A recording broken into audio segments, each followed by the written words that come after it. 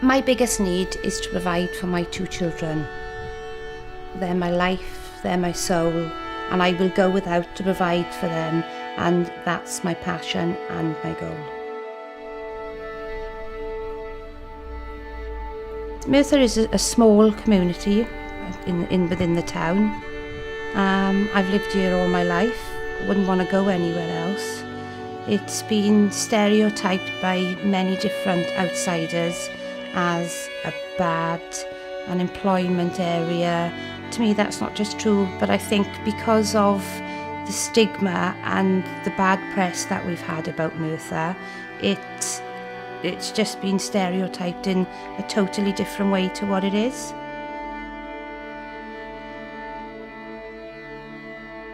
The house that I live in is a 3-bedroom semi-detached house. From my research over the years, it was built in the 1940s.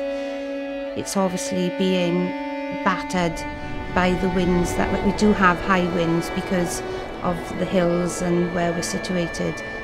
It's been a great concern of mine over the last couple of years because the price in energy has risen.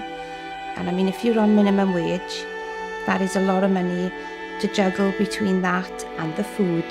I mean, you know, what comes first? Do you put food on the table or do you heat the house? I had to do something.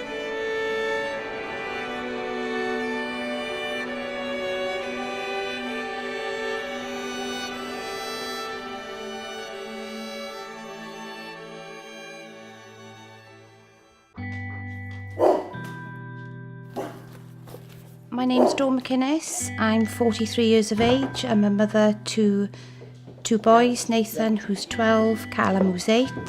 I work part-time as a housing officer for a registered social landlord, and I'm also a trustee and youth worker at our local community youth club, TAG.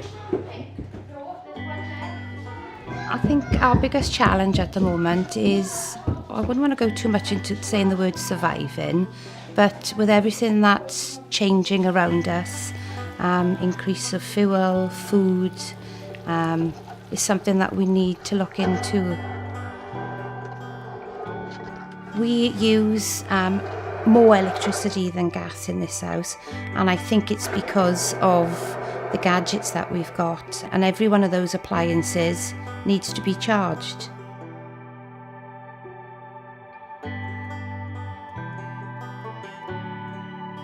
The energy bills have definitely increased since when I first started. I've been paying roughly about £185 a month.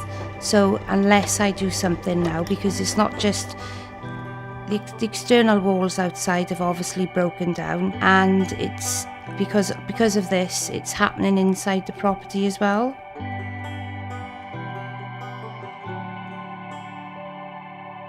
If I don't get the retrofitting done, the house will definitely fall into disrepair. I just couldn't afford it. The youth club is my passion. It's part of my life in a way. I mean, I've gained a lot of trust from the local youths within the community. All those children that come through the door, some of them have come from deprived houses, areas, and if I can help that one person out, then I've done something good for the day. So where does our lights come from? This may sound quite silly, but what I get out of it is warmth. So basically, And I don't know if that goes to love or happiness, but that's how it makes me feel. Do you know who pays for energy?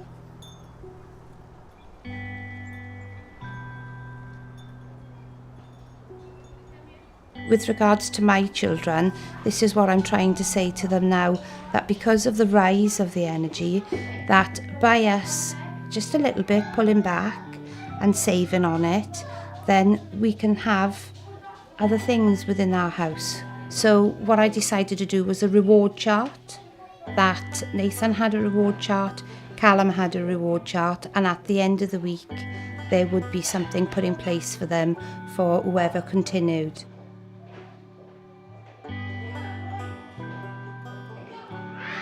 The oldest one has mentioned to me since these new changes have come into the house, Mum, are we struggling because you're telling us to turn the lights off? Or, Mum, are you struggling because you put that extra blanket on the bed?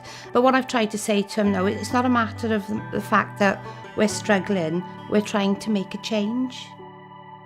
I mean, that extra blanket hasn't meant, that we're poor or we can't afford to put the heating on. It's just being sensible, being reasonable. If we have the charts, if we keep up with the charts on a weekly basis, then perhaps we can add up the pennies, because pennies make pounds.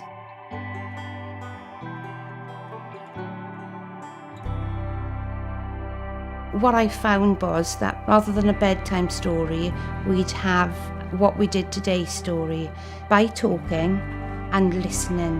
When you're working, you come home, you obviously have to start again, get the tea on, get things prepped, this, that and the other. And it's those precious moments when your children are trying to tell you something and you say, leave me for now, I have to put the food on.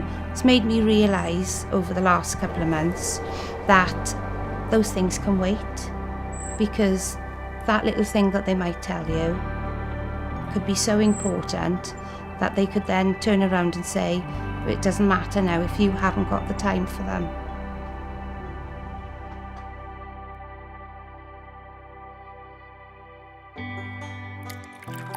With regards to this new energy saving and this, should I call, mission that I'm on at the moment, I don't think I can afford to fall back. I mean, yes, I can go on holidays this year if I get a loan or if I get a credit card, but they have to be paid back. So if there's ways and means of putting money aside to take my children, then by energy saving, that's my way forward.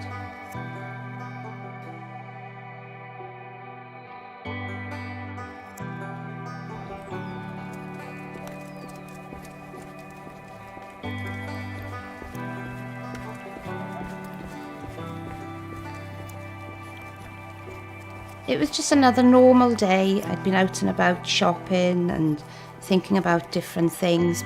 I came home, I was quite happy with myself because I'd had a few bargains in the local supermarket, and there was a letter. I looked at the letter, I thought it was junk mail, and I was going to put it in the bin. And I opened it, and when I opened it and read what the context described, I was absolutely ecstatic. It was a letter from Melin Homes inviting me to an open day with regards to the refurbishment of the outside of my property. I felt as if I'd won the lottery.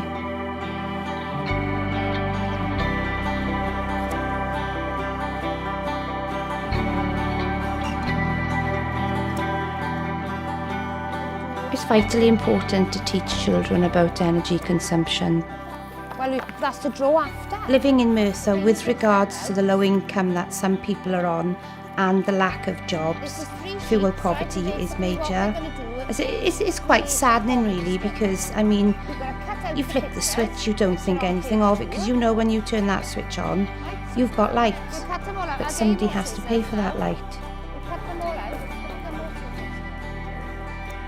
You have a choice in life.